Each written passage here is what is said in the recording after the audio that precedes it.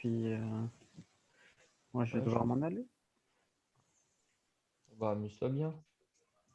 Et au revoir tout le monde. Ce fut bref, mais voilà. Au revoir. Ciao.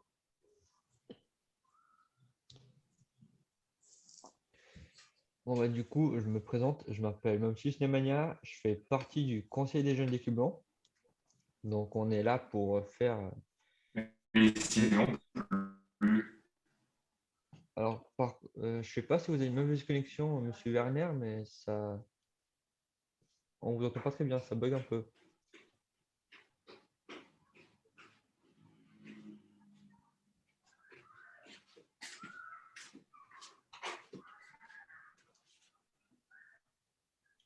Bon, du coup, je continue ce que je disais. Le conseil des jeunes a été créé pour faire des événements et de la sensibilisation pour sensibiliser les jeunes sur différents thèmes, notamment le sexisme, dont on a une vidéo sur YouTube. Et en ce moment, on est en train de faire sur sur les nouvelles lois qui rentrent en vigueur. Donc, en soi, on va parler de la nouvelle loi Covid qui est là pour limiter les dommages causés par la pandémie de Covid-19.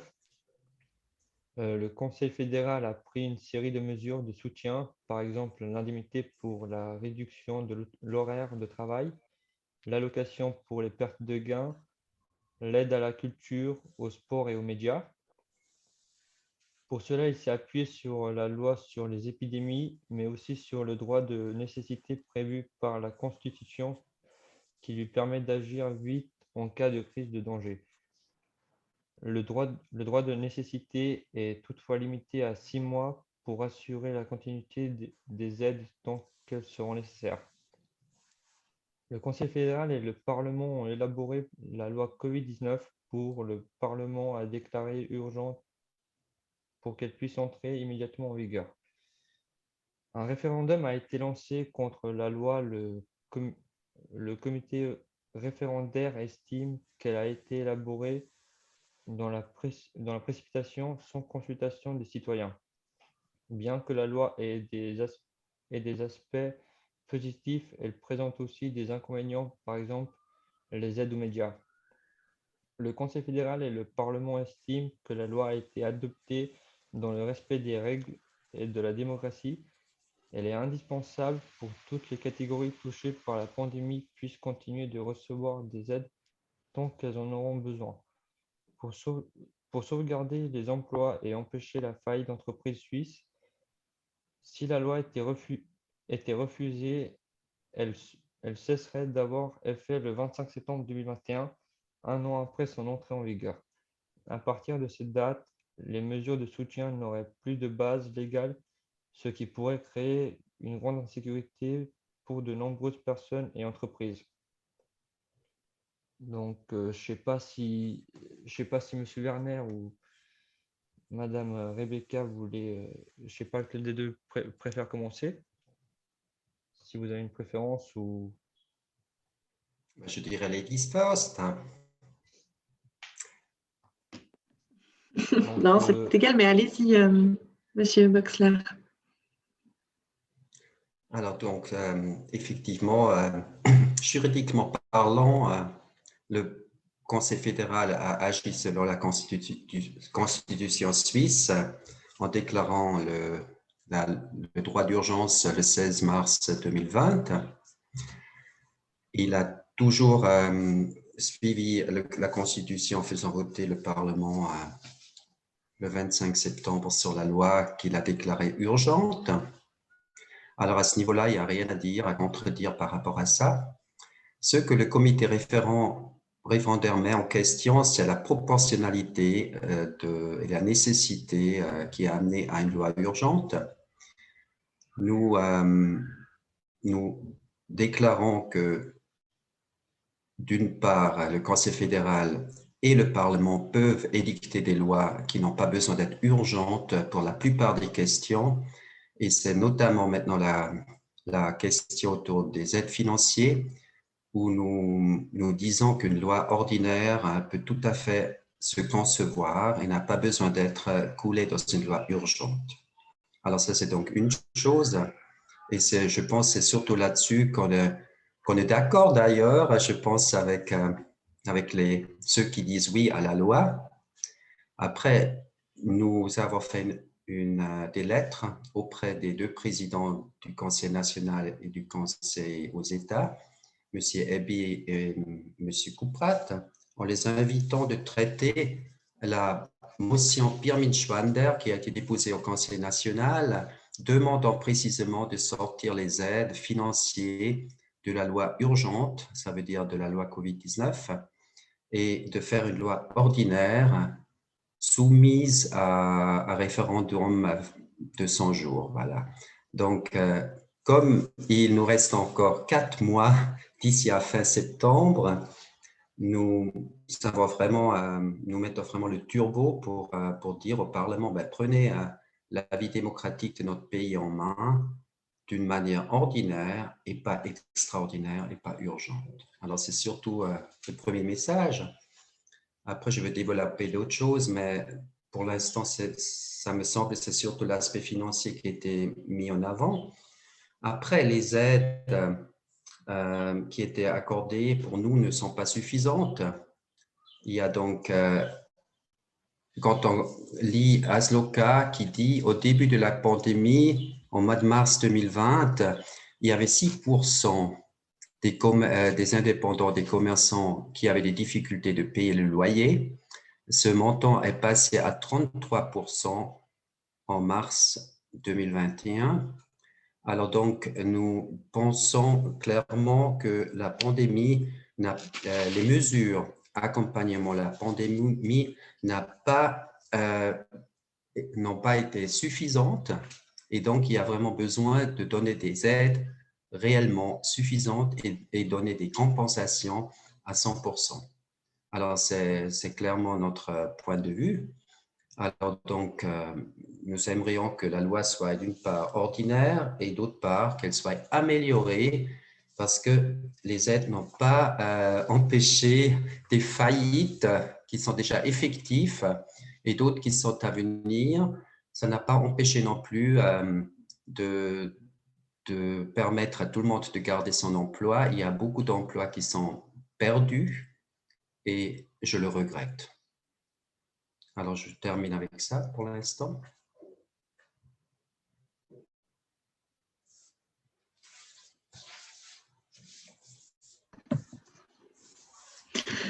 Alors, j'enchaîne. Bonsoir à toutes et à tous. Peut-être juste pour me présenter, puisque je suppose que la plupart des gens ne savez pas qui je suis, mais donc, je m'appelle Rebecca Joly. Je suis membre des Verts. Je suis députée en fait des Verts au Grand Conseil pour l'arrondissement de l'Ouest lausannois. J'habite Pries, donc pas très très loin. Et actuellement, je suis municipale élue pour la prochaine législature à Pries. Alors, peut-être présenter quelques points de contenu de cette loi. Donc, effectivement, hein, vous l'avez dit en introduction, la loi COVID-19 fait partie des nombreux objets qui sont soumis à votation lors du mois de juin prochain. Et c'est une procédure un peu particulière, la loi COVID, parce que c'est une procédure qu'on connaît moins, qui s'appelle la législation d'urgence. Alors peut-être donner quelques informations sur ce qu'est une loi urgente et ce que ça n'est pas. Qu'est-ce que ça veut dire qu'une loi est urgente et pourquoi est-ce qu'on recourt à cet instrument-là? Vous le savez probablement, mais le processus législatif en Suisse est un processus assez lent qui passe par toute une série d'étapes. Mais en fait, surtout à la fin, lorsqu'une loi est approuvée, elle est ensuite soumise à un délai référendaire ou référendum facultatif. Et donc, il se déroule entre le moment où la loi est adoptée et le moment où elle peut potentiellement entrer en vigueur, minimum 100 jours, mais en général plus, pour que justement les droits démocratiques puissent être utilisés. La procédure de la loi urgente, c'est une procédure qui ne diffère pas de la loi normale sur les premières étapes de la vie d'une loi. C'est-à-dire qu'il y a un projet du Conseil fédéral, que le projet est soumis à une forme de consultation, que la loi est débattue au Parlement, que le texte de loi est approuvé par les deux chambres, que la loi est ensuite approuvée par l'Assemblée fédérale en plénière. Toutefois, ce qui change grandement, c'est qu'une loi, si elle est déclarée urgente, et cela requiert la majorité absolue des deux conseils, donc une majorité qualifiée, si la loi est déclarée urgente, alors elle peut entrer immédiatement en vigueur. Est-ce que ça veut dire qu'il n'y a pas de droit démocratique qui peut s'exercer contre cette loi? Non, évidemment que non. La preuve, nous allons pouvoir en débattre et nous allons voter sur cette loi. Ce qui change, en fait, c'est un peu le point de vue. Comme on estime qu'il y a urgence en la matière, le Parlement a estimé qu'il y avait urgence en la matière, la loi est déjà en vigueur. Et si le référendum est demandé et qu'en votation, la loi est refusée, alors la loi doit cesser d'être en vigueur.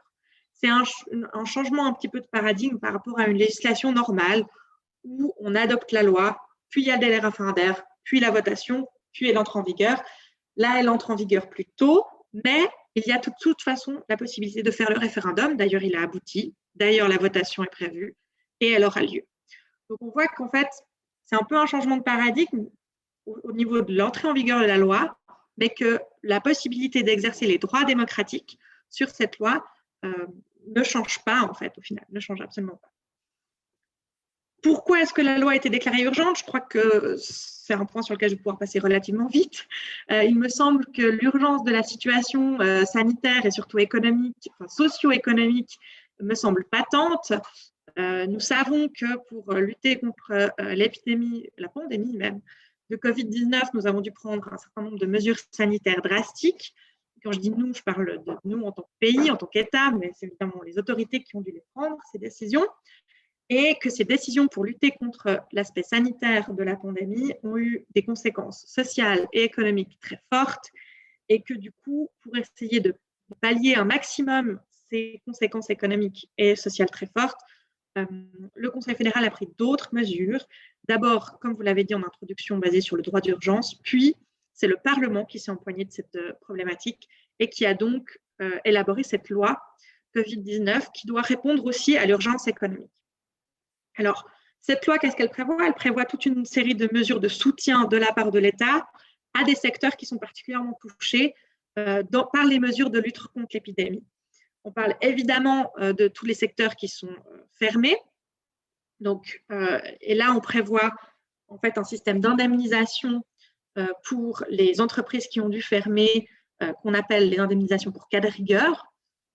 Donc, en fait, l'État va indemniser à fonds perdu un certain nombre d'entreprises sous certaines cautèles quand elles ont eu des pertes économiques graves. Et je suis tout à fait d'accord avec M. Wexler, ces indemnités ne sont vraisemblablement pas suffisantes. Elles sont vraisemblablement trop pingres. Mais ça, à mon avis, c'est un problème que le référendum, que le non à la loi ne pourra pas résoudre. Ensuite, il y a aussi d'autres types de mesures il y a les mesures économiques, mais il y a aussi d'autres types de mesures qui sont dans cette loi, notamment des mesures de soutien à la culture, qui n'ont sinon pas de base légale et qui tomberont également. Donc, tout le secteur culturel qui est très durement touché par la crise risque de se retrouver encore plus pénalisé si on refuse cette loi.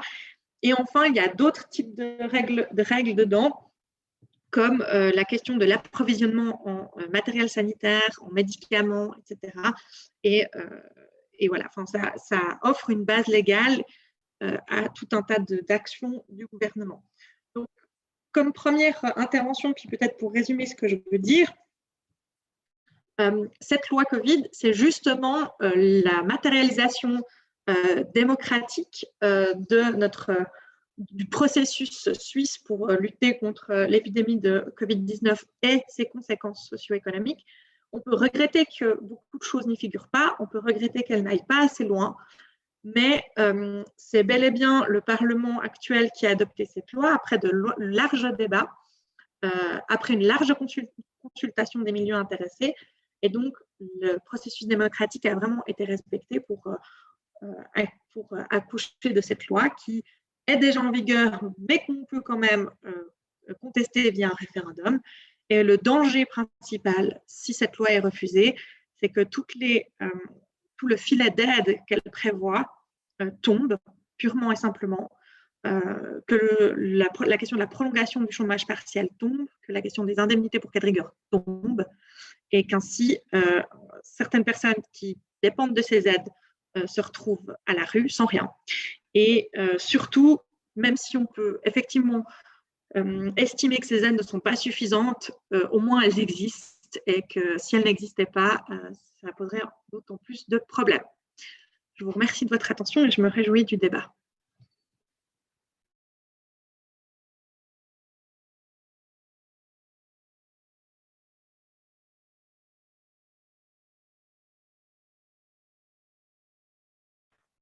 Oui, Monsieur Werner? Alors donc, je constate que avec Madame Joly, nous sommes d'accord que les aides ne sont pas suffisantes et ça me réjouit. Alors, je pense que là-dessus, nous pouvons trouver un terrain d'entente. Là où il y a les différences de point de vue, c'est d'une part que la proportionnalité pour le comité référendaire n'est pas donnée, que en début de la pandémie, au mois de mars, on pouvait effectivement craindre le pire. Hein. On a parlé de 10 à 50 000 morts en Suisse.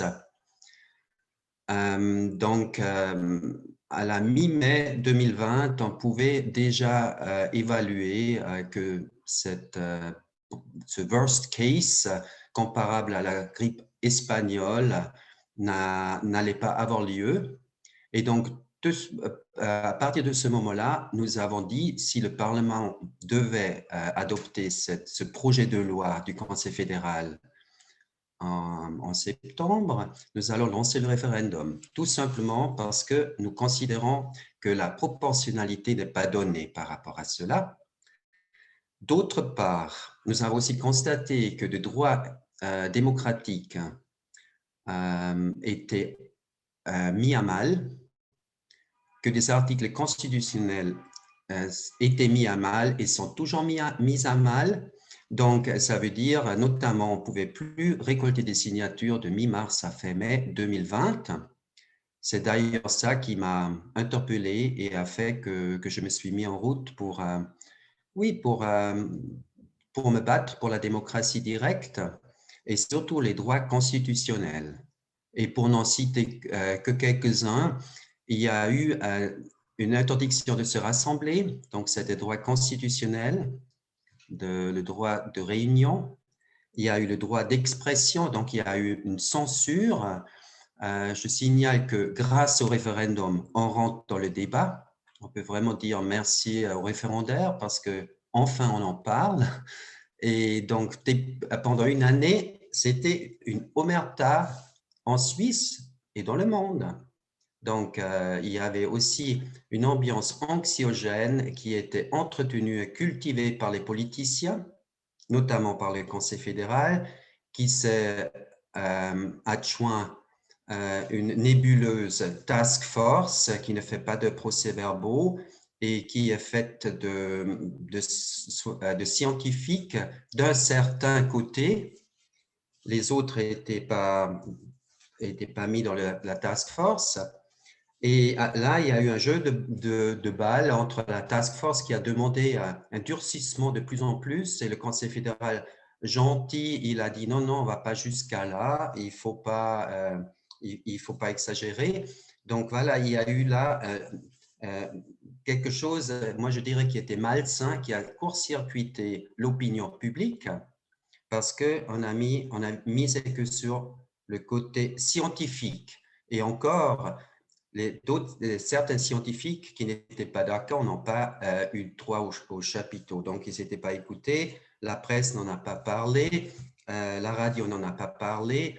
Je peux juste vous rappeler que pour moi, écouter la radio est devenu no-go. Je ne pouvais plus entendre parler d'abord des morts. Après, on a parlé des soins intensifs bandés et à la fin, on nous a bombardé avec des cas testés positifs asymptomatiques ou symptomatiques, mais la plupart étaient asymptomatiques. Alors donc, ceci a créé dans notre pays une sorte d'ambiance antidémocratique.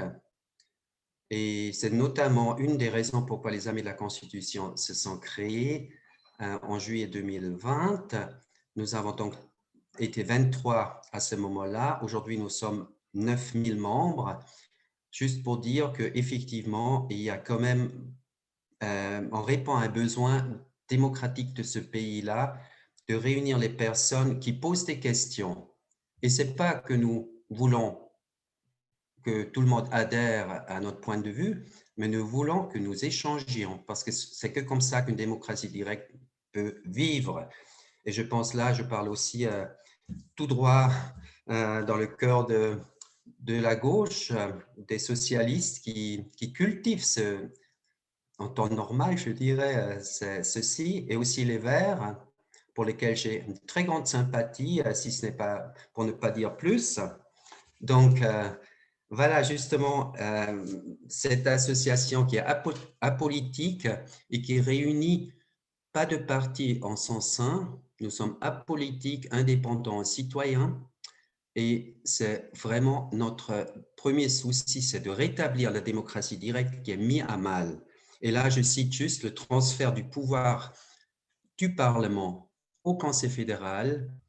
Le Parlement, d'une part, a démissionné au mois de mars 2020 en partant à la maison en pleine session. On peut bien sûr en débattre, mais le fait est que la session n'a pas été terminée par les parlementaires. Et par la suite, ils ont dit oui et amen au Conseil fédéral pour lui donner un chèque en blanc. Et ce chèque en blanc contient dans la loi du 25 septembre 2020 des mots comme le Conseil fédéral peut, le Conseil fédéral il peut, et s'il juge nécessaire, il peut. Il y a des trucs comme ça dans cette loi qui sont tout simplement pas clairs. Cette loi était déjà dès le début un patchwork avec plein de choses différentes dedans. Et depuis le 25 septembre, où le Parlement a donné un chèque en blanc au Conseil fédéral, qui n'était pas justifié le 25 septembre parce que la pandémie n'avait plus, ou disons, on pouvait encore peut-être parler de pandémie. Et voilà, le débat dit oui, certains disent oui, d'autres disent non, mais en tous les cas, on pouvait dire qu'il n'y avait plus besoin de l'urgence, de maintenir une urgence. La Suisse pouvait, à notre avis, revenir à la normale dans le sens là de faire des lois ordinaires avec le délai référendaire de 100 jours pour chaque loi. Et donc, c'est notre première chose. D'ailleurs, on a maintenant entendu par le Conseil fédéral que les choses vont se normaliser, les restaurants vont ouvrir, tout va revenir plus ou moins comme avant. Alors, pourquoi vouloir maintenir une loi urgente qui ne dure pas seulement jusqu'à fin 2021, mais qui, si vous le regardez bien, est abrogée que le 1er janvier 2032. Donc, ça veut dire qu'on a installé pendant 10 ans avec une loi qui ne peut pas se terminer parce qu'il y a des articles dans la loi. Et là, je vous renvoie à la version du 1er avril 2021 que vous allez trouver à la fin la liste jusqu'à quand tel et tel article est valable. Et donc, il y a des articles qui vont certes jusqu'à fin 2021, il y en a d'autres 2022, d'autres 2023, et puis il y en a au minimum 2 articles qui vont jusqu'au fin 2031. Alors, ça veut dire la loi ne va pas juste s'arrêter. D'autre part, on a rajouté dans cette loi, depuis le 25 septembre, des modifications qui portent sur le traçage. Le 19 décembre, on a rajouté le traçage qui était au printemps 2020 facultatif. Et donc, dans la loi de fin décembre, on parle mettre en place un traçage électronique des contacts qui soit complet et efficace. Comment quelque chose peut être facultatif et en même temps complet et efficace? Alors donc là, il y a pour moi une grande problématique de contrôle de la population jusqu'à dans la maison et partout. Et donc ça, c'est une problématique qui va échapper à chaque citoyen qui va lire le livret qui viendra dans les 10 jours dans nos foyers, parce que là, et ça c'est un autre grand problème dont j'aimerais parler, c'est que nous allons recevoir la version 25 septembre 2020.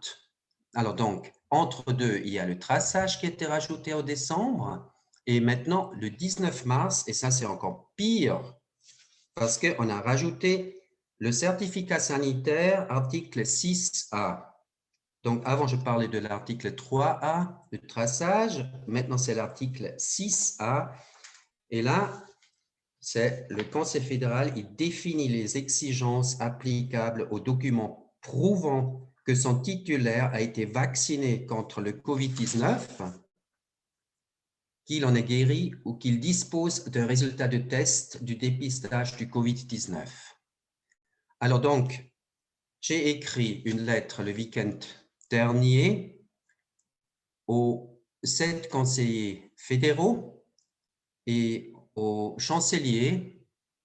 La lettre est arrivée hier matin par recommandé auprès des conseillers fédéraux et du chancelier et j'ai reçu la réponse encore hier après-midi. Alors juste pour dire, on est en discussion avec le conseil fédéral pour que lui, il remplit son devoir d'information de la population, tandis que le livret sur la votation ne va pas vous renseigner. Et là, il y a un énorme problème. Et d'ailleurs, il y a déjà une version du 1er juillet 2021. Alors, ça donne le tournis, ça donne mal à la tête. Je peux vous dire, avec les juristes et avec les avocats avec lesquels je discute régulièrement, je dis, c'est du jamais arrivé depuis la création de la Confédération en 1848, une situation pareille. Certes, le chancelier m'a répondu qu'il avait fait tout dans les règles de l'art. Alors, effectivement, c'est dans les règles de l'art parce que le référendum porte contre la loi du 25 septembre 2020, mais il y a des modifications dont la population doit être informée impérativement au risque que la votation soit invalidée autrement. Parce qu'on ne peut pas voter en connaissance de cause si on n'a pas les informations. Pour revenir au certificat sanitaire, on va créer une société à 2 niveaux. Il y a les vaccinés et il y a les non-vaccinés. Les vaccinés, ils ne seront plus en quarantaine. Les non-vaccinés, ça continue avec la quarantaine. Avec une politique pareille, on va créer des exclus, une ségrégation et une apartheid sanitaire dans notre pays qui se veut démocratique. Alors, je peux déjà vous dire qu'aujourd'hui déjà, pour le traçage, moi, je vois une grande problématique. Je renonce la plupart du temps d'aller au restaurant parce que je ne veux pas être tracé. Je refuse d'être tracé. Donc déjà aujourd'hui, il y a ségrégation. Et d'autre part, il y a certains magasins qui interdisent aux personnes avec un certificat, qui sont porteurs de certificat médical pour non-port de masque, qui ne sont pas autorisés de pénétrer dans certains magasins, sans donner des noms. Alors, il y a effectivement un problème démocratique. Il y a le pouvoir des 3 législatifs, exécutifs et judiciaires qui ne sont pas respectés. Et voilà, c'est pour 10 ans. Donc, voilà pourquoi le comité référendaire dit non à la loi COVID-19. J'ai terminé.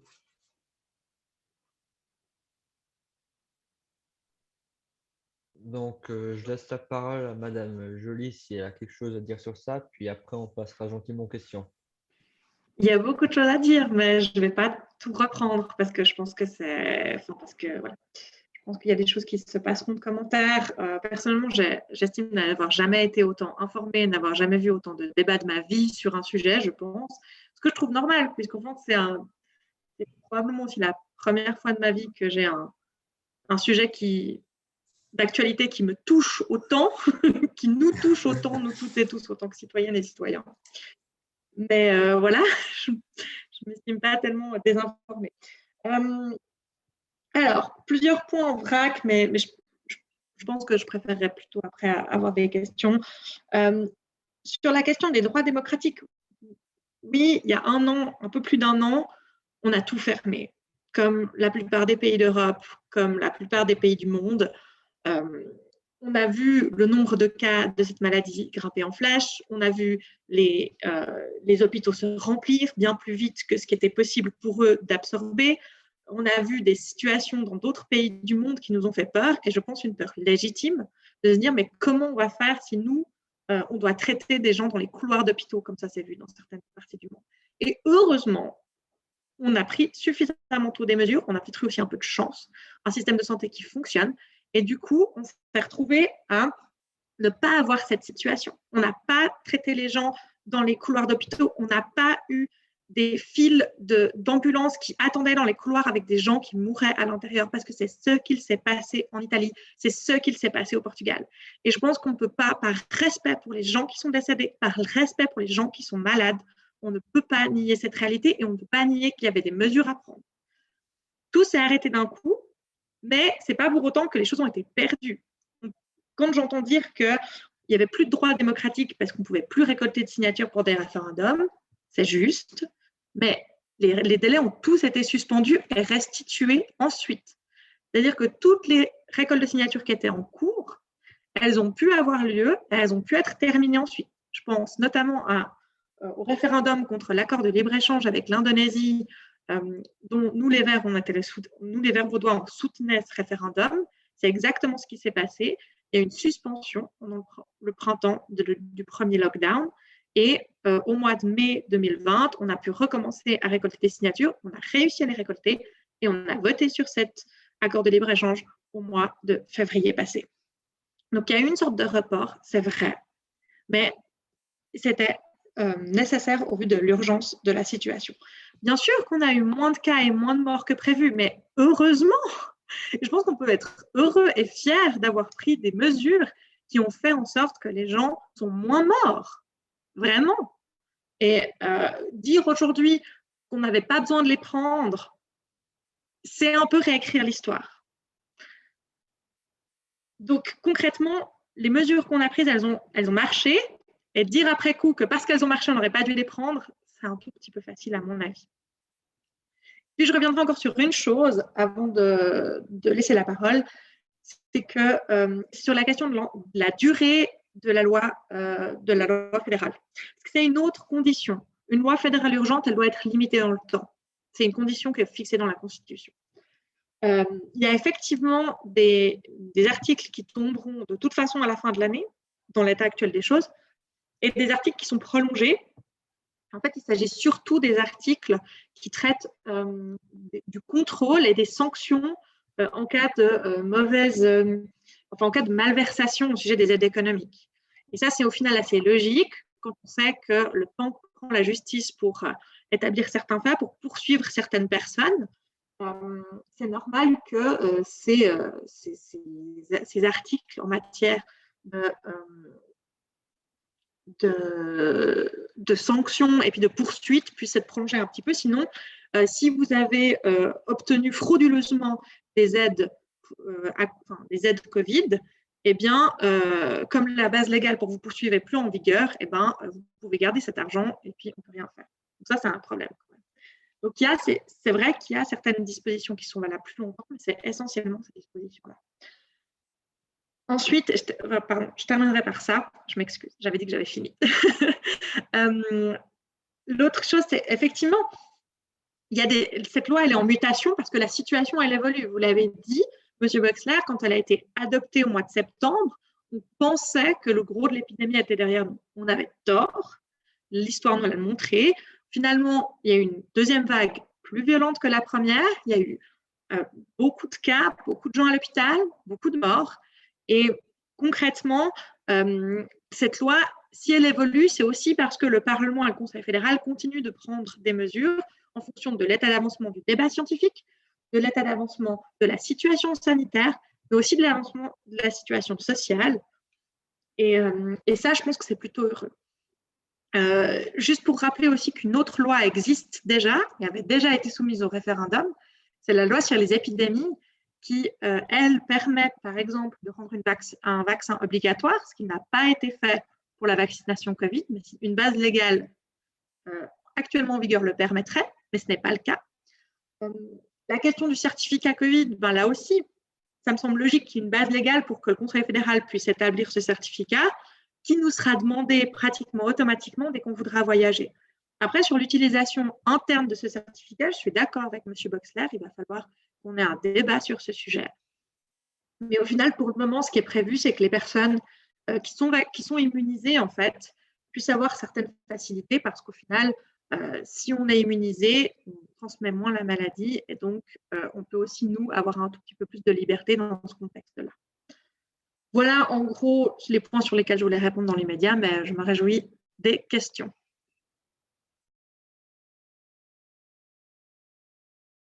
Voilà, donc est-ce qu'il y aura quelqu'un qui aura une question?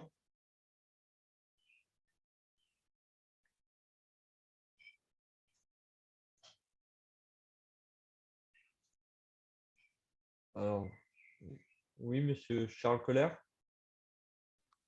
Oui, bonsoir à tous. J'avais plus une question peut-être pour Monsieur Boxler par rapport aux remarques que vous avez faites par rapport aux atteintes de liberté, notamment au fait du traçage dans le restaurant et puis peut-être la stigmatisation ou plutôt l'exclusion des personnes qui ne seront pas vaccinées.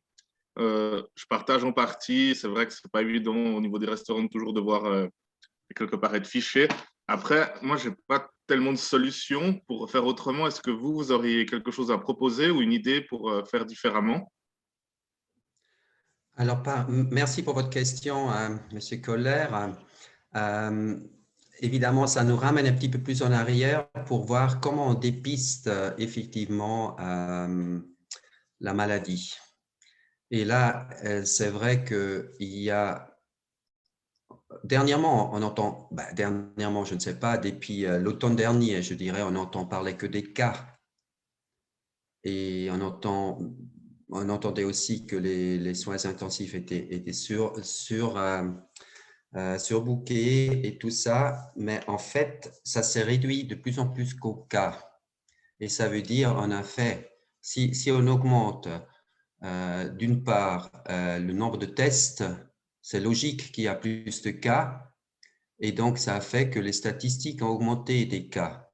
Et à un moment donné, on a même exclu les tests négatifs et on a compté que les tests positifs. Maintenant, il y a un autre problème avec le test PCR, même si ce n'est pas dans la loi COVID-19 en tant que telle, c'est régi par la loi sur les épidémies, comme Mme Joly l'a dit avant. Donc, effectivement, le test PCR, on peut changer le résultat selon les cycles d'amplification qu'on utilise. Et donc, les laboratoires suisses, ils ont, selon mes connaissances, tendance de pousser très haut, ça veut dire jusqu'à 35 à 45 cycles d'amplification. Et il y a plusieurs scientifiques qui disent à partir de 24 cycles d'amplification, le test, les faux positifs augmentent exponentiellement. Ce qui fait que à 35 cycles d'amplification, selon mes chiffres, il y a 97% ou 97% de faux positifs. Ceux, évidemment, falsifient ou donnent des mauvais renseignements. Les amis de la Constitution ont écrit une lettre au Conseil fédéral, l'invitant, je crois que c'était courant novembre 2020, l'invitant d'une part de permettre des autopsies pour voir est-ce que quelqu'un est mort avec ou à cause du Covid, Peut-être il y avait un cancer, peut-être il y avait diabète, peut-être il y avait un problème du cœur, va savoir. D'une part, de faire les autopsies pour effectivement évaluer si les personnes soi-disant mortes du Covid ou à cause du Covid le soient effectivement, ça soit effectivement vrai, d'une part. Et d'autre part, nous avons demandé au Conseil fédéral de calibrer les cycles d'amplification et nous étions gentils en disant 30. Moi, aujourd'hui, je dirais 24. Alors, sur cette base-là, il faudrait revisiter qui est effectivement atteint du Covid et aussi qui ne l'est pas. Alors, moi, je remets en question les statistiques par rapport à cette dimension-là. Et ce qu'il y a aussi, et ça, c'est un changement de paradigme, ça m'intéresserait ce que Rebecca, vous avez à dire par rapport à ça. Il y a un changement de paradigme qu'aujourd'hui, on ne considère plus les malades et on les soigne, mais aujourd'hui, on est soupçonné d'être porteur du virus en pétant la forme, en étant en bonne santé. Et là-dessus, il y a effectivement, il faut évaluer sur quoi on se base pour dire la pandémie est toujours active. J'entends, on est toujours en cas de crise qui justifierait de mesures exceptionnelles et une loi urgente. Là-dessus, il y a eu plusieurs tentatives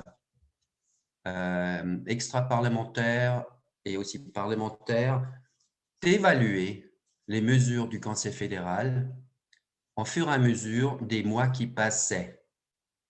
Et je dois dire aujourd'hui avec regret que cette évaluation n'a pas eu lieu, que le Parlement n'a pas eu le courage de dire maintenant on regarde ce qui est réellement dans notre pays. Et avec ça, je suis fâché. Parce que avec un oui à la loi COVID-19, on va fermer la porte quelque part à faire cette évaluation dans l'immédiat. Et c'est maintenant qu'il faut le faire. Parce qu'après, il y aura Covid-20, Covid-21, et finalement, on n'a pas eu plus de morts que par exemple en 2015. Donc, il faut aussi voir les chiffres, même si je suis d'accord avec vous, Rebecca Joly, que chaque mort est regrettable, on perd toujours un être cher. Là, pour moi, n'est pas la question. Mais il faut rester factuel en ce qui concerne effectivement la mortalité en Suisse en 2020 et maintenant en 2021, on est même dans une sous-mortalité. Et donc, nous disons clairement du côté du comité référendaire, revenons à une démocratie directe sans loi d'urgence, parce qu'on peut tout régler en loi ordinaire. On n'a plus besoin de soumettre la population, de la mettre sous pression et de suspendre suspendre des droits fondamentaux des populations d'une constitution fédérale que nous avons votée en 1999 et qui est le fondement de notre démocratie. Et là, je ne dis pas que, je le dis parce que je me sens profondément lié aux droits fondamentaux et je dis abolir ça, perdre des droits pour des aides insuffisantes, pour moi, ça ne vaut pas la chandelle. En plus des raisons que j'ai déjà dit, loi discriminatoire envers les personnes non vaccinées, c'est un problème grave que, heureusement, vous dites, Madame Joly, vous êtes d'accord d'en débattre les prochains mois parce qu'il y en aura bien besoin. Et la surveillance de masse avec traçage total des contacts, c'est quand même une question des droits, comment je veux dire, la protection des données personnelles. Si l'État s'immisce dans notre santé, pour moi, il y a un problème de dérive, un problème totalitaire en vue. Et d'autre part, et ça c'est une question que je poserai encore à Madame Joly. Oui, juste ma dernière question. Mais vous répondez pas à la question de Monsieur Colère. D'accord, merci de me dire.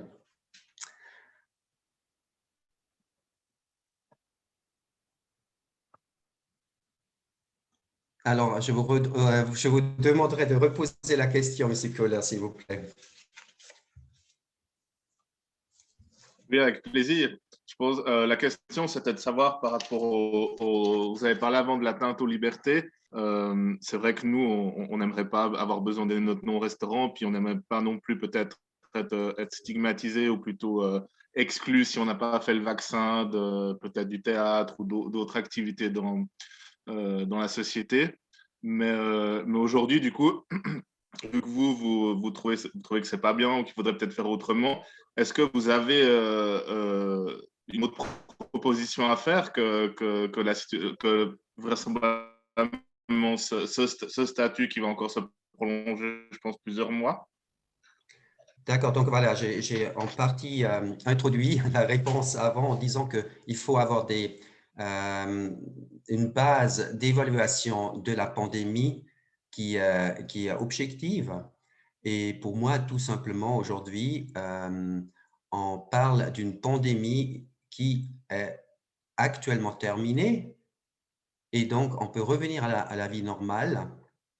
Ce qui ne exclut pas évidemment qu'il y ait une flambée en automne ou en hiver.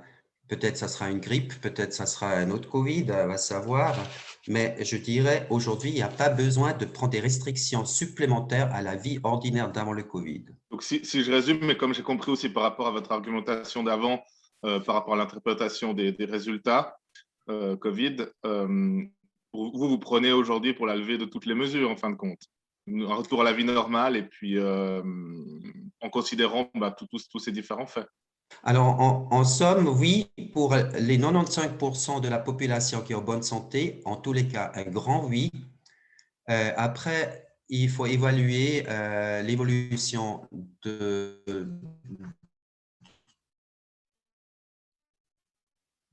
d'une flambée éventuelle qui pourrait venir en place pour les 5%, je dirais, à risque dans notre pays, des possibilités pour avoir davantage de capacités hospitalières pour pouvoir répondre à cela sans enfermer le 95% de la population qui est en bonne santé. Alors là, pour moi, c'est clairement oui, retour à la normale. Je vais peut-être me permettre de répondre sur quelques points si vous me permettez. Merci beaucoup. Bon, j'ai entendu beaucoup de choses qui me choquent personnellement, mais bon, je vais essayer de répondre à quelques points. On parle de comment évaluer l'épidémie, l'état épidémiologique. Hein. Vous dites qu'on ne regarde que les nombres de cas, c'est faux. C'est faux à plein d'égards. On a tout un tas d'indicateurs hein, de l'état actuel de l'épidémie. Il y a premièrement le nombre de cas, effectivement. Il y a un autre indicateur qui est lié au nombre de tests qui s'appelle le taux de positivité, donc combien de tests sont positifs parmi tous les tests qui sont faits. Et l'évolution de ce taux de positivité nous donne aussi des indications sur l'épidémie. Il y a évidemment le taux d'occupation des lits à l'hôpital, le taux d'occupation des lits en soins intensifs et le nombre de morts. C'est tous ces indicateurs qu'on prend en compte et heureusement, grâce à toutes les mesures qu'on a prises, ces indicateurs sont en train de baisser et c'est très heureux. Mais si on n'avait pas pris toutes ces mesures, on serait dans la situation dans laquelle on était en novembre, avec une explosion des cas. Et on peut être d'accord avec vous d'un point de vue, certes, la plupart des gens qui sont malades de cette maladie, ils ne finissent pas à l'hôpital. Et heureusement, parce que sinon, il y aurait quand même beaucoup plus de morts. Mais il y a suffisamment de monde qui ont des problèmes d'aller à l'hôpital, des problèmes suffisants pour aller à l'hôpital, qui font que notre système de soins est surbooké et que du coup, ces gens-là qui auraient besoin de soins, on ne peut pas les leur offrir ou on ne peut pas forcément les leur offrir, en tout cas pas de la qualité dont on voudrait. Et en bout de chaîne, surtout, on a un personnel soignant épuisé après 1 an et demi de se battre contre une maladie qui demande des soins constants auprès des malades et qui, en fait, dont la relève n'est pas assurée parce qu'on ne peut pas créer du personnel soignant en claquant des doigts, ça ne fonctionne pas comme ça. Et donc, c'est parce que cette maladie, elle implique que beaucoup de gens finissent malheureusement à l'hôpital, qu'elle est dangereuse. C'est pas tellement… Effectivement, le taux de mortalité final, il est relativement faible parce qu'on peut soigner les gens. Et si on n'arrive plus à soigner les gens, il y aura une hausse de la mortalité. C'est ce qui s'est passé dans la première vague dans les pays qui nous entourent. Donc non, on évalue l'épidémie avec plein d'indicateurs et c'est tant mieux. Sur la question des tests PCR, alors moi je ne suis pas chimiste, mais mon mari est chimiste. Et il m'a assuré que les tests PCR, c'était l'un des tests les plus fiables qu'on avait dans le domaine virologique. Donc je ne connais pas ces questions de taux de reproduction, mais le test PCR est vraiment un test extrêmement fiable pour savoir s'il y a des traces de virus ou non chez une personne. Sur la question des personnes asymptomatiques, des porteurs sains, en fait, toutes les épidémies du monde se transmettent majoritairement à cause des porteurs sains. C'est parce qu'on a un virus, et qu'on ne sait pas qu'on l'a, qu'on le transmet. C'est exactement ce qui se passe avec l'épidémie de VIH. C'est la même chose. Quand vous avez des symptômes, vous allez vous faire tester, vous vous rendez compte que vous avez le VIH et vous ne le transmettez plus parce que vous avez des rapports protégés ou alors parce que vous vous soignez. Mais quand vous ne savez pas que vous l'avez parce que vous êtes infecté par le virus mais vous n'avez pas encore de symptômes, c'est là que vous contaminez les autres. Et au fond, c'est la même chose avec tous les types de virus. Alors, le Covid se transmet d'une autre façon, sinon probablement que l'épidémie serait moins virulente, mais le Covid-19, c'est pareil, comme tous les autres coronavirus d'ailleurs, comme la grippe, comme tout. Le rhume est aussi un coronavirus d'ailleurs. C'est parce qu'on est nous-mêmes porteurs du virus, mais qu'on ne sait pas qu'on l'a parce qu'on n'a pas de symptômes, qu'on ne fait pas attention, qu'on transmet le virus aux autres. Enfin, je veux dire, avant la pandémie, quand vous étiez un peu malade, un peu refroidi, vous n'alliez pas faire la bise aux autres. On faisait ça. C'était assez poli. On disait, ah non, excuse-moi, je ne suis pas bien, je ne veux pas te refiler mes microbes. Mais quand on n'est pas malade, on le fait. Puis c'est comme ça que les microbes se transmettent. C'est comme ça que les virus se transmettent. C'est surtout par les porteurs sains. Donc c'est normal qu'on teste les gens qui n'ont pas forcément des symptômes. C'est normal qu'on les mette aussi en quarantaine parce que c'est eux qui transmettent la maladie à l'insu de leur plein gré, j'ai envie de dire. Et c'est toujours comme ça dans toutes les épidémies. La plupart des porteurs sont, enfin, la plupart des gens qui transmettent l'épidémie eux-mêmes n'ont pas forcément de symptômes. Mais ça ne veut pas dire qu'on empêche le virus de se transmettre si nous-mêmes on est asymptomatique. Au contraire. Je ne vois pas du tout le lien qui est fait entre l'acceptation de cette loi et le manque d'évaluation ou l'impossibilité de faire une évaluation des mesures. Au contraire, j'ai l'impression qu'on évalue très régulièrement si des mesures sont efficaces, si elles sont nécessaires, si d'autres sont possibles à prendre, en fonction du consensus scientifique qui semble se dessiner, en fonction aussi des expériences qu'on a fait en Suisse, mais aussi qu'on fait ailleurs. Je pense que là, le fait que tous les pays soient touchés et aient une réponse différente, ça permet aussi d'apprendre les uns des autres. Et pour ça, le fait que la communauté scientifique au XXIe siècle communique énormément par plein de moyens différents, ça permet à la science d'avancer très vite. Donc, je ne vois pas du tout le rapport entre les deux. Je pense qu'une évaluation des mesures qui auront été prises par le Conseil fédéral, qui seront prises par le Conseil fédéral, qui seront prises par le Parlement, sera faite. C'est une évidence. Je n'ai aucun doute là-dessus. Sur la question au final est-ce qu'il y a eu plus de morts en 2020 que dans les autres années, donc l'augmentation ou non de la mortalité? Je pense que prendre les chiffres globaux, c'est avoir une mauvaise image de la situation. Parce qu'au fond, on sait que pendant le premier confinement, il y a eu une énorme baisse de la mortalité, notamment pour les jeunes adultes ou les personnes actives, parce que, comme on était tous chez nous, par exemple, il n'y a pas eu d'accident de la circulation. Il y a eu beaucoup moins d'accidents domestiques. Il y a eu moins de ce genre de cas, et donc il y a eu moins de morts liées à ces cas-là. Et du coup, forcément, ça se ressent sur les statistiques globales. D'ailleurs, même, je me souviens avoir lu qu'à la fin du premier confinement, la mortalité était effectivement plus basse pendant le printemps 2020 que le printemps 2019. Mais par contre, si on prend par catégorie d'âge, là, on voit bien qu'il y a eu une surmortalité chez les personnes plus âgées, qui sont les personnes les plus âgées. Je veux aussi revenir sur un amalgame qui a été fait par M. Boxler, qui est juste faux. Une loi fédérale urgente, ça ne veut pas dire qu'elle restreint les droits fondamentaux. Ça n'a rien à voir.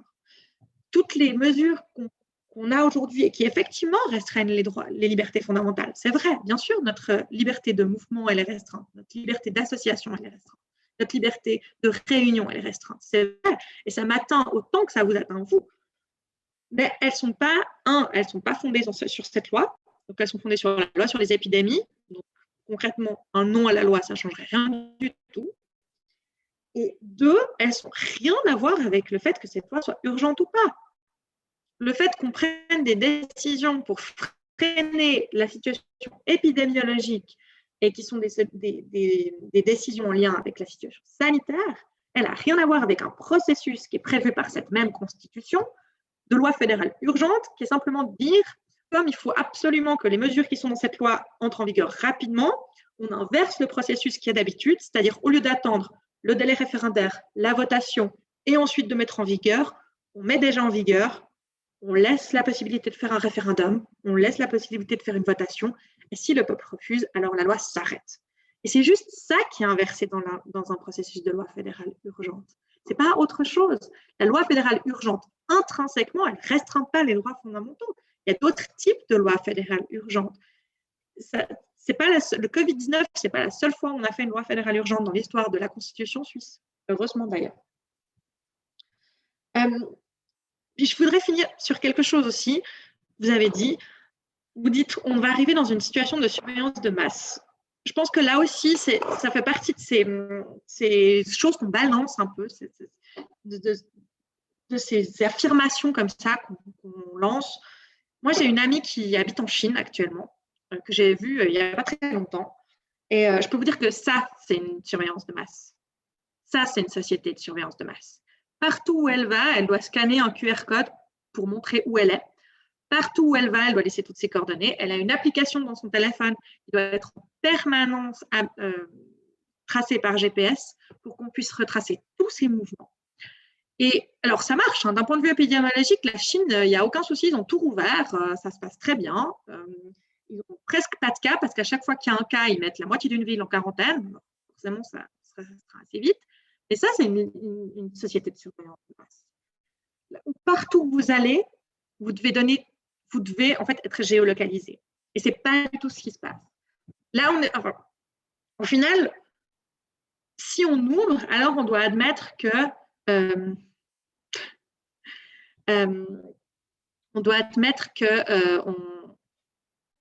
on doit pouvoir suivre l'évolution de la pandémie et pouvoir le plus vite possible restreindre le nombre de cas qui sont disséminés par une personne. Et du coup, c'est le principe de la quarantaine, c'est le principe du suivi des cas, c'est-à-dire qu'on recommence à vivre, on commence à se voir, mais en échange, s'il y a un cas, on doit vite pouvoir mettre les autres personnes en quarantaine pour éviter qu'elles-mêmes ne transmettent la maladie plus loin et en fait stopper les chaînes de contamination.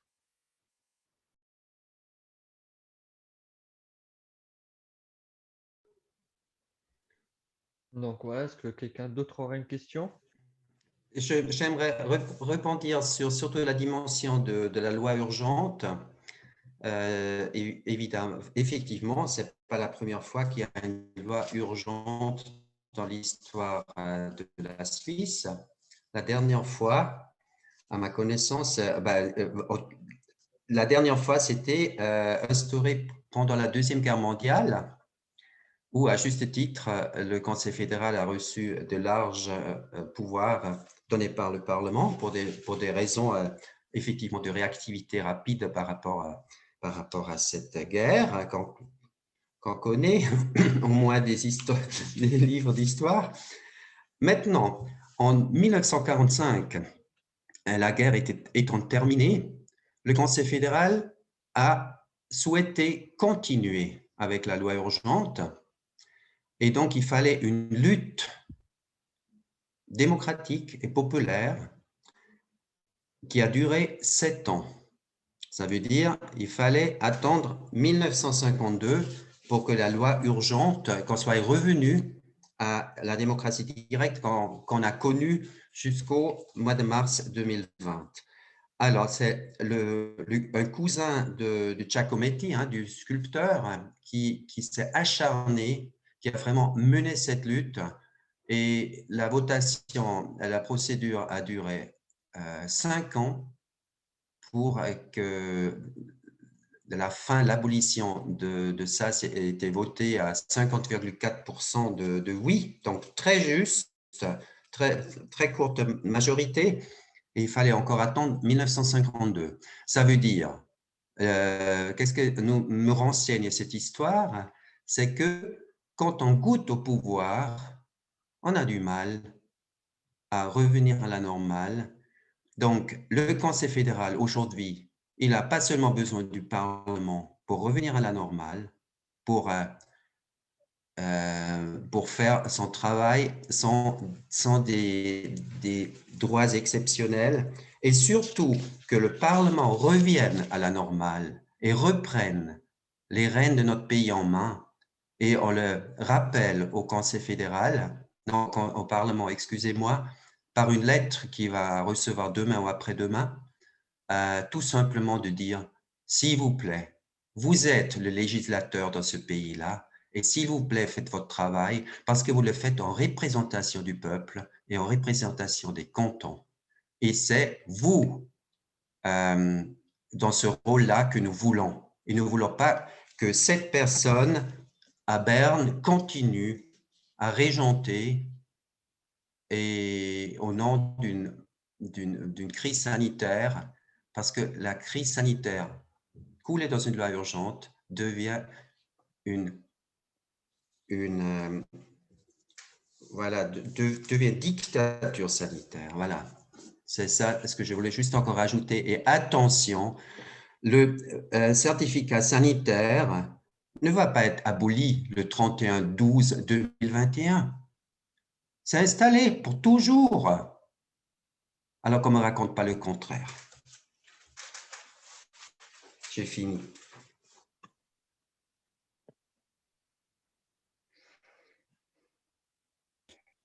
Ok, alors s'il y a des personnes qui ont des questions encore, n'hésitez pas à lever la main dans le chat.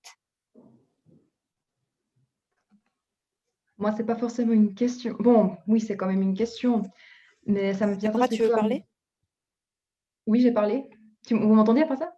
Oui, on t'entend. Ok, désolée. Alors, des fois, j'ai un problème de Wi-Fi, c'est pour ça. Non, moi, c'est plus une question par rapport, en fait, à qu'est-ce que vous en pensez par rapport aux restrictions de liberté qui sont prévues par la Constitution, parce que ce que je trouve pas, en fait, ce que je trouve un peu illogique, c'est que vous êtes favorable à la Constitution, mais malheureusement, dans notre belle Constitution qu'on a, on a dans son article 36 un article qui dit justement que les droits fondamentaux peuvent être restreints.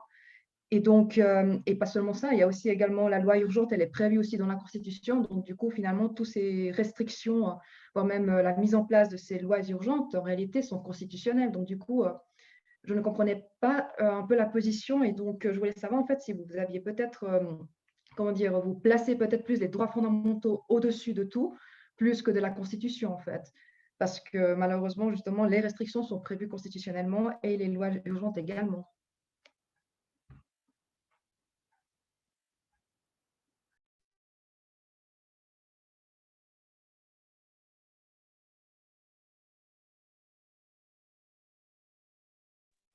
Je ne sais pas si quelqu'un peut me répondre à la question.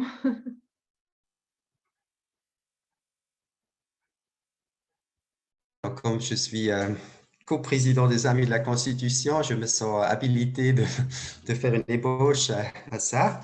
Je pensais que ce n'était pas une question, mais bon, voilà, ça revient à une question. Donc, effectivement, si en mars 2020, les pouvoirs d'urgence conférés au Conseil fédéral pouvaient se justifier, ben, selon la Constitution que vous venez de citer, 14 mois plus tard, nous sommes à l'évidence devant un problème de proportionnalité des mesures, car il n'y a plus d'urgence. L'article 36 que vous venez de citer de la Constitution fédérale, qui a plusieurs alinéas, il développe la base légale, il développe l'intérêt public prépondérant et la proportionnalité cumulativement. Alors, donc, il y a là aussi plusieurs aspects dans cet article 36 qui permet à la fois d'instaurer, mais qui permet surtout d'évaluer.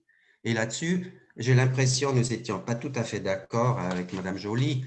Comment on fait l'évaluation et quel point de vue on prend pour se dire, ben, à partir de maintenant, il faut suspecter chaque personne d'être porteur d'un virus dangereux.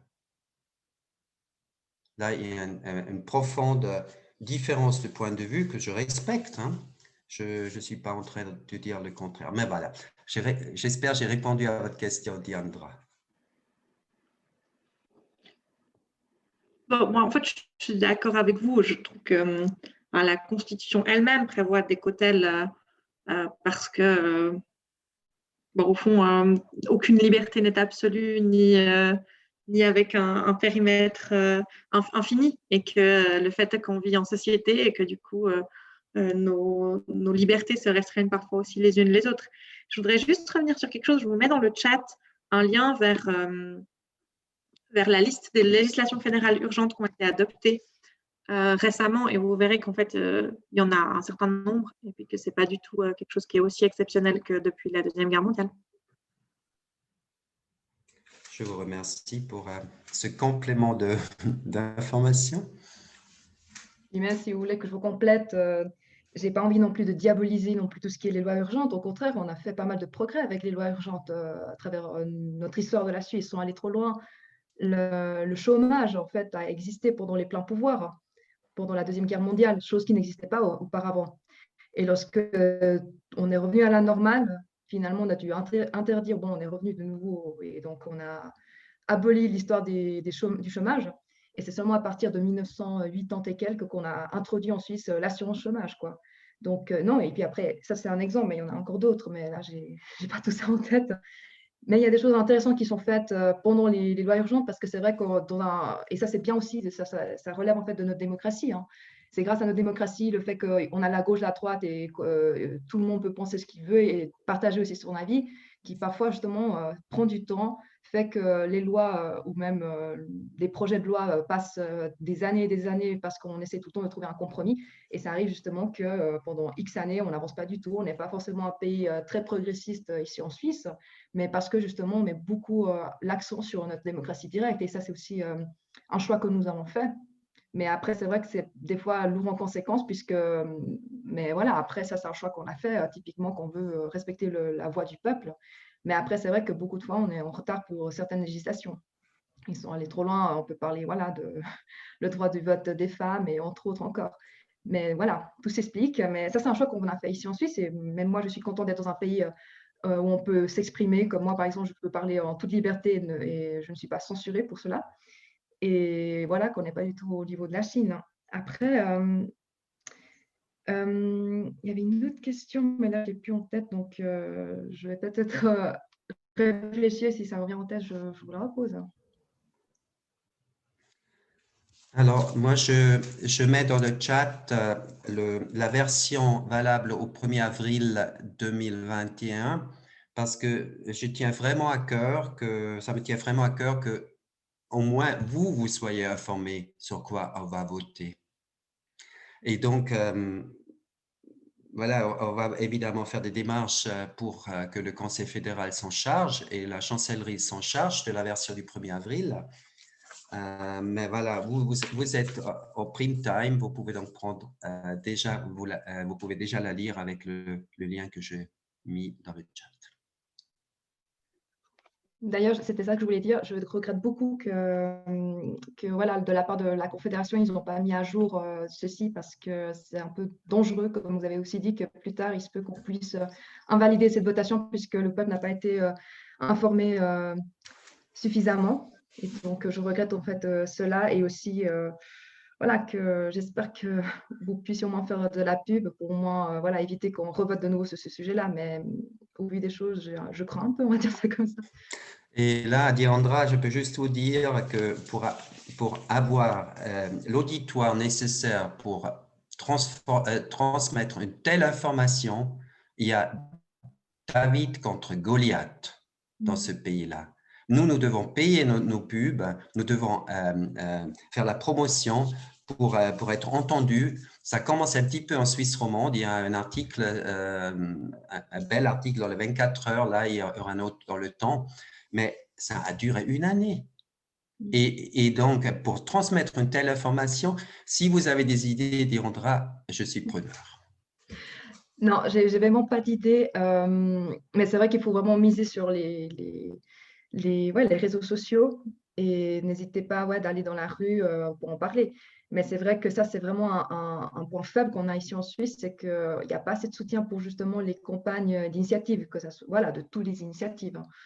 Et ça, c'est vraiment très regrettable en tout cas. Et je trouve dommage parce qu'en fait, après, il y a vraiment l'histoire un peu des lobbying qui est derrière. C'est-à-dire qu'il y a des grandes entreprises qui commencent à me donner beaucoup d'argent. Et après, beaucoup de fois, à cause de ça, bah, même dans le comité, des fois, on est un peu limité de dire ce qu'on veut parce que tout d'un coup, on a, je ne sais pas, une entreprise étrangère ou très forte qui a beaucoup d'argent en Suisse qui commence presque à nous dicter ce qu'il faut dire ou ne pas dire. Et ça, finalement, ça remet en fait aussi en cause la démocratie sur AOCO. Donc, c'est vrai que c'est un point qui est très regrettable ici en Suisse par rapport à ce point-là.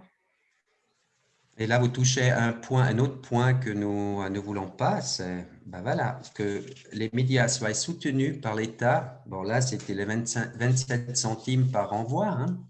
C'est une chose. Maintenant, il y a une autre loi qui est dans le starting block à raison de 480 millions de soutien par année. C'est donc un autre point qui nous pose problème parce que selon le principe qui paye commande, moi j'aimerais bien que nous trouvions des alternatives aussi à cette dimension-là. Comment nous pouvons à l'avenir financer les médias et avoir quelque chose d'impartial et objectif et pas dicté par qui que ce soit. J'aimerais bien qu'on en débatte. Voilà, là-dessus, je dirais tout simplement, si nous pouvons revenir à une presse qui est plus objective, ça serait magnifique.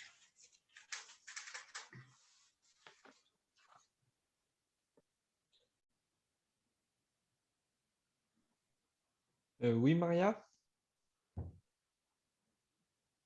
J'ai une question. Je ne sais pas si j'ai bien compris, mais la vaccination, les personnes vaccinées peuvent encore propager le virus, si j'ai bien compris. Normalement, on pense qu'ils vont les propager moins. De ce fait, si on va commencer à limiter les personnes qui ne sont pas vaccinées, ça veut dire qu'on va laisser propager le virus seulement pour les personnes vaccinées. Je ne trouve pas ça, je ne sais pas à quel point ça c'est bien. Voilà, il y a un problème avec ça. Et il faut penser, à mon avis, plus longtemps, à long terme, dans le sens, c'est possible qu'il y aura des autres épidémies, c'est possible qu'il y a toute une partie de la population qui est saine, qui devrait continuer à fonctionner. Il faudra s'occuper des personnes malades. Il faudra penser autrement, à mon avis. Cette expérience de bloquer tous les pays, je pense qu'il faudra faire une réflexion beaucoup plus profonde et plus large. Mais maintenant, tout de suite, pour cette histoire de la vaccination, je ne sais pas à quel point vous pouvez justifier voilà, quelqu'un qui est vacciné peut contaminer quelqu'un parce qu'il va contaminer moins, mais quand même. Après, voilà, je ne sais pas comment vous prenez cette position, comment justifier la limitation des non-vaccinés ou pas.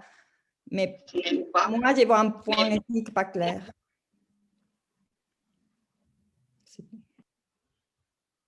Alors, le but de la vaccination, c'est deux choses. C'est un, d'immuniser la plupart des gens. Donc, si on immunise beaucoup de monde, il y aura aussi moins de monde qui auront une forme grave de la maladie et donc qui iront engorger les hôpitaux. Et puis la deuxième chose, c'est qu'en fait, la transmission, alors, c'est, voilà, on va vite, mais on peut pas aller beaucoup plus vite que la musique, mais il se trouve que la transmission est très fortement limitée par la vaccination. Donc, les études récentes montrent que même après la première dose, on limiterait déjà la transmission de la maladie, alors qu'on est vacciné complètement qu'après 2 doses. En tout cas, des vaccins qui sont actuellement autorisés en Suisse. Donc, concrètement, l'idée, c'est aussi de dire qu'il y a une très, très forte diminution de la transmission par les personnes vaccinées et donc qu'elles ont beaucoup moins de risques de propager la maladie. Et donc là, on revient sur une question de proportionnalité, hein, les limiter alors qu'elles ont aussi peu de risques de transmettre la maladie. Petit à petit, ça perd son sens. Après, bien sûr qu'il y aura d'autres épidémies, c'est évident. Enfin, d'ailleurs, il y en a déjà. Hein. J'ai parlé de l'épidémie de VIH, mais il y a d'autres types d'épidémies qui sévissent dans le monde. Et on prend des mesures, sauf que il faudra toujours avoir à l'esprit quelle mesure est efficace. Alors, pour le VIH, par exemple, faire un lockdown, ça ne sert à rien du tout.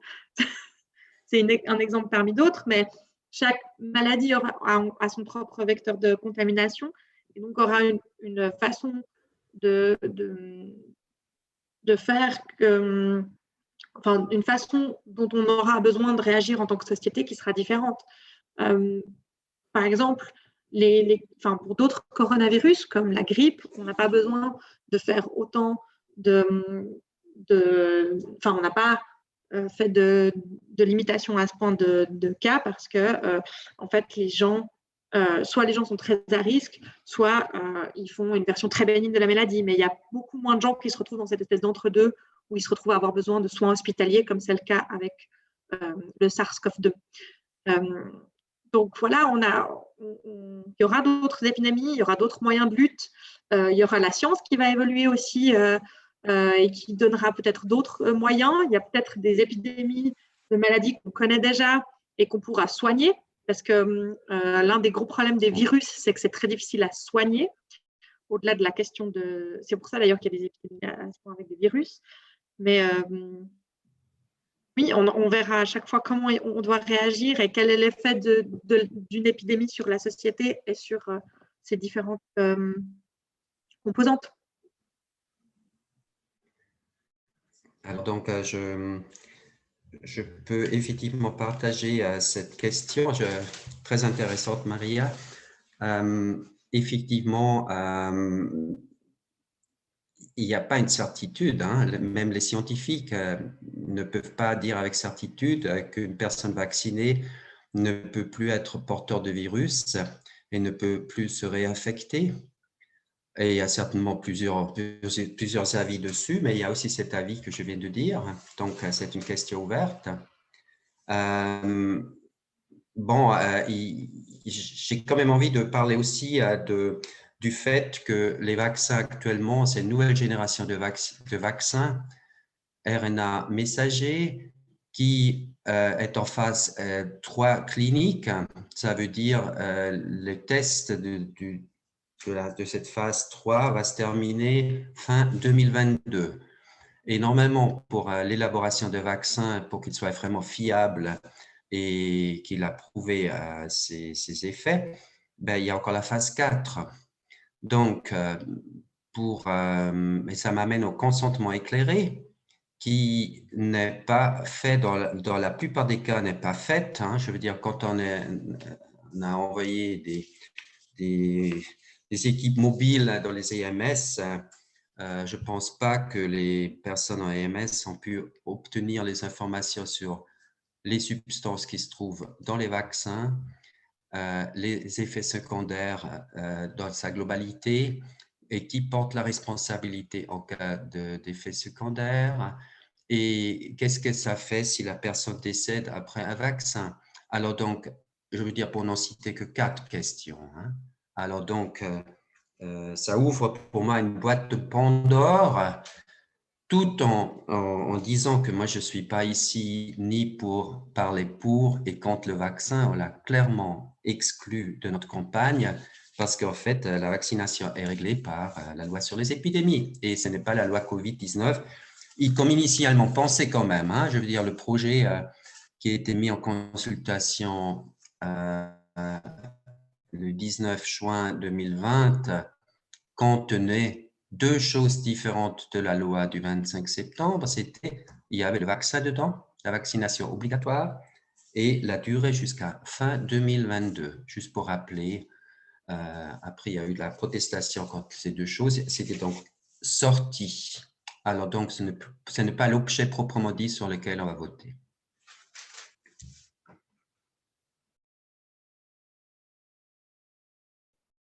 Est-ce que quelqu'un d'autre aura une question?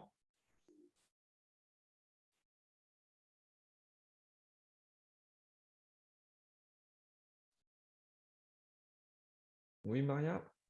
Il y a encore un commentaire et une chose qui aussi me fait, c'est dérangeant pour moi, c'est cette histoire que la vaccination est valable en principe 6 mois. Ça, c'est aussi quelque chose que c'est normal parce que c'est un virus et je comprends tout ça. Mais est-ce que cet effort pour moi, c'était clair que les personnes qui risquent sa vie avec ce virus doivent être vaccinées. Maintenant, pour moi, c'est la question réfléchie profondément à est-ce qu'il faut vacciner toute la population? Là, pour les virus qui changent tellement, la vaccination de la grippe, il faut la faire tous les années parce que c'est comme ça. Et voilà, là, j'ai la peine à suivre les raisonnements qui justifient cette vaccination massive quand on pense que voilà, ça va tenir 6 mois, peut-être 9, on ne sait pas. Voilà, j'ai cet élément de discussion si quelqu'un souhaite. Je veux juste préciser que ce n'est pas le sujet de la loi, en fait, simplement. La loi Covid-19 ne contient rien sur cette question de la vaccination obligatoire. Ça, c'est une question de la loi sur les épidémies. Et donc, la vaccination, d'ailleurs, n'est pas obligatoire. Après, c'est une question aussi de solidarité. Enfin, pour les personnes qui ne peuvent pas se faire vacciner, parce qu'il y en aura, pour les personnes qui n'ont pas encore eu l'occasion, le temps. Moi, personnellement, je me suis fait vacciner parce que j'estime que même si mes risques à moi de développer une forme grave de la maladie sont extrêmement faibles, ils ne sont pas inexistants. Et donc, si je prends une place dans un hôpital à la place de quelqu'un d'autre, ça va me poser un problématique. Et puis 2, je pense que dans un effort collectif d'essayer de réduire la transmissibilité de cette maladie et la transmission de cette maladie de manière globale, j'ai fait un petit geste qui pour moi était supportable. Mais ça, c'est mes raisons personnelles.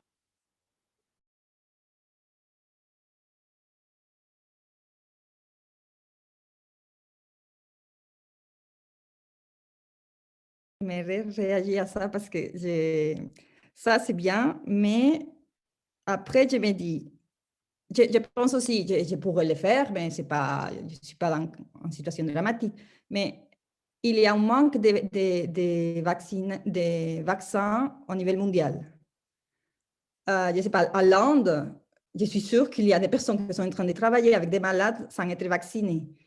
Est-ce que dans une partie du monde, on vaccine tout le monde, même celui-là qui ont un risque petit, et dans notre part du monde, voilà, on n'a pas accès à la vaccination, il faut travailler comme ça. Pour la globalisation, pour m'acheter un t-shirt de l'Inde à 3 francs d'un travail d'exploitation, aucun souci, mais pour envoyer mon vaccin là où il faut, c'est tellement compliqué. Cette question de solidarité, je la trouve très juste si on pense à notre petite Suisse, mais dès qu'on élargit, je suis d'origine espagnole, voilà, en Espagne, on est loin encore arriver à tout le monde qu'il faut. On va arriver dans quelques mois, en Europe même. De ce fait, est-ce que si la grand-maman italienne de mes enfants est encore pas vaccinée, je ne me sens pas éthiquement solidaire si je me vaccine, si je prends la vaccination avant quand on sait qu'il y a un manque à niveau mondial. Il faut, je pense, voir dans quel contexte on est en train de parler pour dire si on est solidaire ou pas. Hein. Ça peut être dangereux, je trouve. Merci. Alors donc, justement, cet aspect de solidarité qui a été exprimé par notre ministre de la Santé, Alain Berset, moi, je vois qu'au niveau des vaccinations, on est dans le domaine de la liberté. Et dans le domaine de l'économie, on est en lien avec la solidarité. Et donc, il y a un mélange important entre deux notions qui font que ça met la pression sur ceux, et c'est en tous les cas un tiers, qui ne veulent pas se faire vacciner. C'est des chiffres officiels, je dirais quasi. Et s'il y a une pression qui se met sur ce tiers de la population, je dis c'est plus que toute la Suisse romande, hein, un tiers de la population suisse. Et donc, il faut être très conscient du fait que si on veut éviter une discrimination de la propre population, il faut se garder de parler de solidarité dans ce domaine où il s'agit de la liberté. Si je peux me permettre, le vieil adage qui dit que ma liberté s'arrête où commence celle de l'autre, Bon, moi, je suis municipale et en plus de ça, je suis aussi députée, donc je suis des deux côtés de l'échiquier. Je veux dire, voilà, si vous ne faites pas vacciner, ça veut dire que il y a tas de gens qui ne pourront pas sortir, qui ne pourront plus sortir. Donc, où s'arrête votre liberté, où commence la mienne, et vice-versa. Donc, voilà, je pense qu'il y a quelque chose à réfléchir là autour. Et vous parliez tout à l'heure de démocratie. Je pense que justement, la loi Covid ça montre bien où on en est dans notre démocratie, où oui, on a donné des pouvoirs extraordinaires à notre Conseil fédéral, qui les a utilisés. Et voilà, ça dure 6 mois. Et après, les choses reprennent leur rythme normal, et c'est normal et c'est logique. Et je veux dire, la démocratie, c'est élire des gens qui prennent des décisions, qui nous représentent, bien placés pour le savoir. C'est pas toujours facile de prendre des décisions, mais voilà. Moi, j'ai prêté serment en tant que municipal, j'ai prêté serment en tant que député, et votre sécurité, elle fait partie de mes responsabilités, et je pense que voilà, ça fait partie des choses qu'on doit pas oublier, et de dire qu'aujourd'hui, c'est comme si c'était rien passé. Non, je veux dire, on a eu plus de morts pendant la deuxième vague que pendant la première, et 10 000 morts, pour moi, c'est 10 000 morts de trop, quoi. Mais voilà, on a fait ce qu'on a pu et on va continuer de faire ce qu'on peut, et je pense que cette loi Covid, au contraire, elle va asseoir démocratiquement tout ce pourquoi on se bat tous les jours et quotidiennement. Voilà, merci. Si je peux juste ajouter une toute petite chose sur cette question de solidarité internationale, je suis 100% d'accord avec vous, Madame Jiménez. Je trouve que l'attitude notamment de la Suisse sur les brevets des vaccins est absolument un scandale. Et je trouve vraiment qu'on devrait avoir une gestion plus commune de ces vaccins. Après, ce n'est pas le cas. Et puis, à notre échelle individuelle, voilà, je trouve ça aussi compliqué. Moi, j'ai aussi une personne dans mon entourage qui est très, très fragile. Et puis, voilà, je pense qu'on prend aussi ce genre de décisions pour son entourage proche, et puis de se dire de ce qu'on peut faire à notre échelle. Si je refuse ce vaccin, il va être jeté à la poubelle. Il ne va pas être envoyé ailleurs. Ça, c'est aussi malheureusement une réalité. Après, dans l'actualité, je crois qu'il y a des pétitions qui circulent un peu sur justement l'interdiction de mettre des brevets en cas justement extraordinairement qu'il y a des cas comme ça, genre de Covid et tout cela.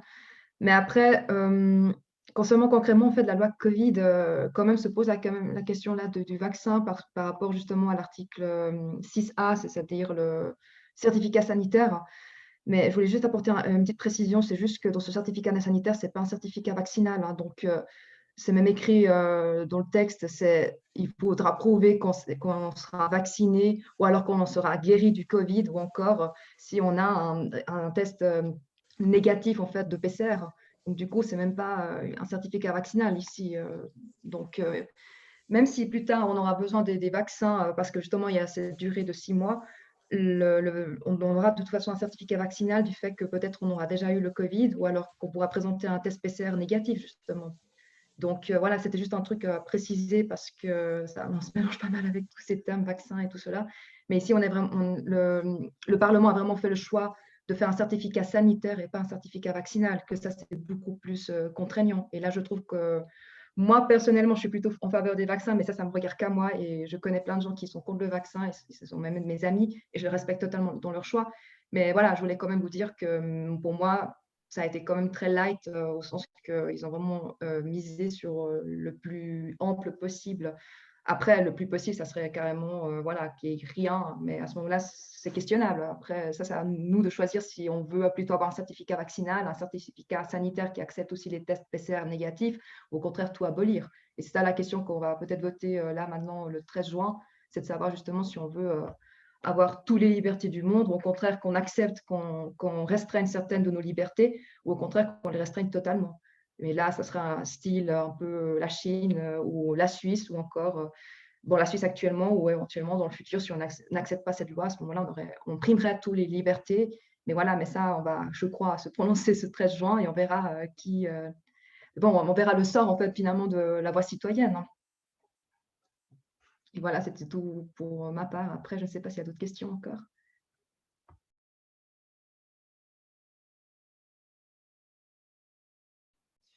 Alors justement, moi j'avais une question. Donc, on reste sur le sujet du vaccin.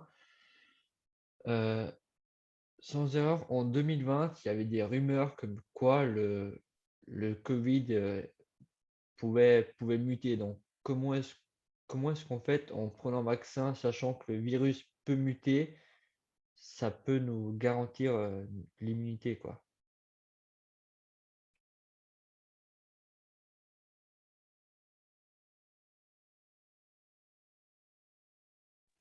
Donc, je sais pas s'il y a quelqu'un qui peut me répondre à la question.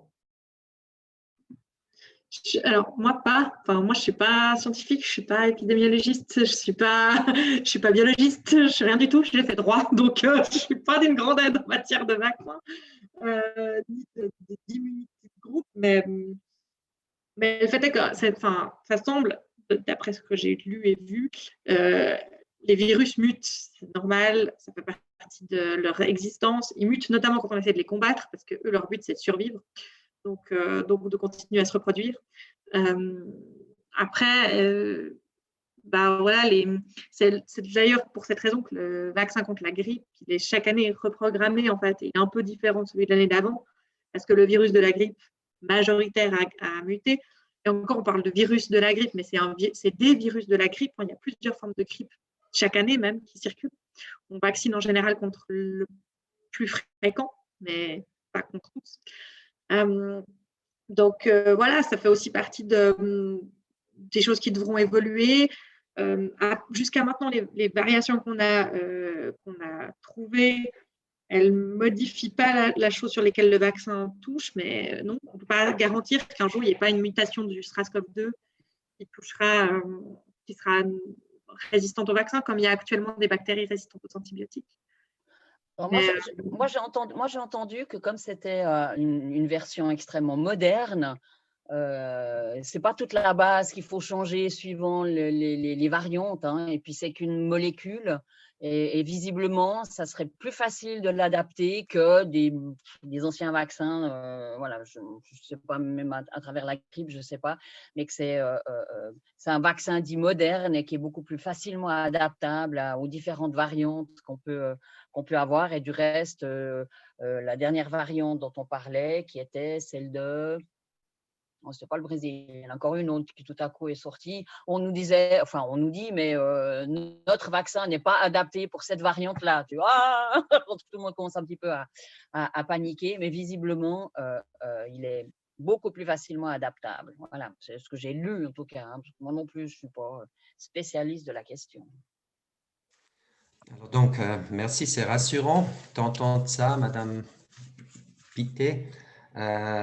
Un élément que je veux quand même amener ici, c'est aussi la dimension de comment renforcer l'immunité propre à chacun, parce que je pense nous visons en fait tous la même chose, c'est l'immunité de la population.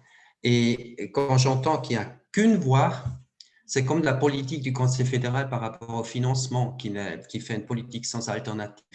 Et là, j'aimerais bien ouvrir sur la dimension comment pouvoir obtenir l'immunité autrement que par le vaccin. Mais je pose la question, je ne veux pas maintenant tenir un discours. Je ne suis pas médecin, j'ai quelques pistes, mais je ne veux pas les développer. C'était juste pour poser la question. Merci.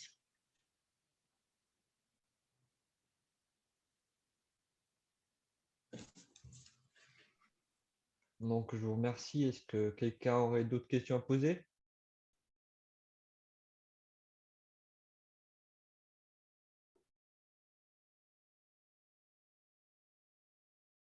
Bon, s'il n'y a plus de questions, je pense qu'on peut clôturer ce débat qui était très intéressant.